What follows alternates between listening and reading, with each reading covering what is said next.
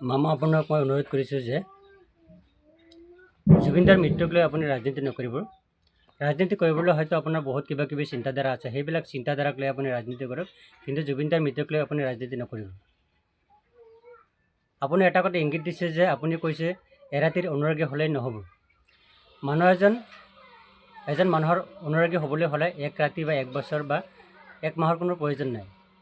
এক মিনিটতে হয়তো সেই মানুহজনৰ অনুৰাগী হৈ যাব পাৰে মানুহ। তেতিয়া সেই মানুহজনৰ জীৱন কাহিনীৰ কথা গম পাব বা সেই মানুহজনৰ কৰুণীয় কামবোৰৰ কথা গম পাব, তেতিয়া হয়তো এক মিনিটতে সেই মানুহজনৰ অনুৰাগী হৈ যাব পাৰে।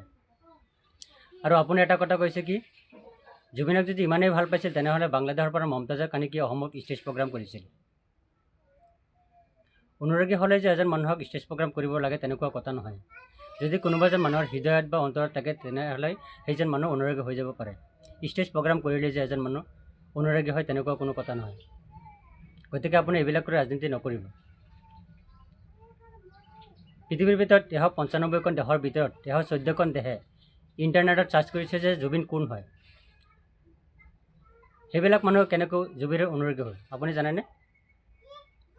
সেইসকল মানুহে হয়তো কোনোবা সংবাদ মাধ্যমত বা নিউজ চেনেলত দেখা পাইছে যে অসমৰ এজন মানুহ জুবিন বুলি মৃত্যু হোৱাৰ পিছত ইমান ভাল পোৱা জুবিন কোন হয় বুলি মানুহবিলাক জানিবলৈ হয়তো ইণ্টাৰনেটত চাৰ্চ কৰিছে। চাৰ্চ কৰি সেইবিলাক মানুহ হয়তো জুবিনৰ অনুৰাগী হৈ পৰিছে। গতিকে আপুনি যে কৈছে এক ৰাতিৰ অনুৰাগী, সেইবিলাক মানুহে কেনেকৈ অনুৰাগী হৈ গ'ল? গতিকে এইবিলাক ইংগিত আপুনি কাক দিছে সেইটো হয়তো অসমৰ ৰাইজে গমেই পাইছে। আৰু আপুনি উচ্ছেদিতৰ কথা কৈছে, উচ্ছেদিতৰ লগত জুবিনৰ মৃত্যু কিয় তুলনা কৰিছে?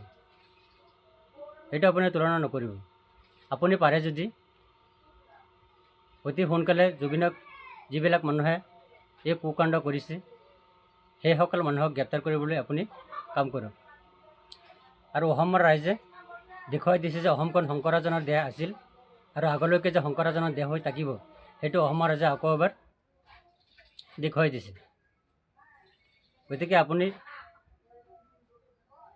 সেইবিলাক কি নিবিচাৰে যে অসমখন এটা মিলাপ্ৰীতিৰ ভিতৰত থাকিব, অসমৰ সকলো জাতি ধৰ্মৰ বৰ্ণনিবাহী মানুহ এটা মিলাপ্ৰীতিৰ অসম গঢ়ি তুলিব, সেইটো আপুনি নিবিচাৰেনে? যদি আপুনি নিবিচাৰে তেনেহ'লে আপুনি ডাইৰেক্টলি কৈ দিয়ক, এনেকুৱা ৰাজনীতি নকৰিব। ভিডিঅ'টো ভাল লাগিলে এটা এটাকৈ শ্বেয়াৰ কৰি দিব।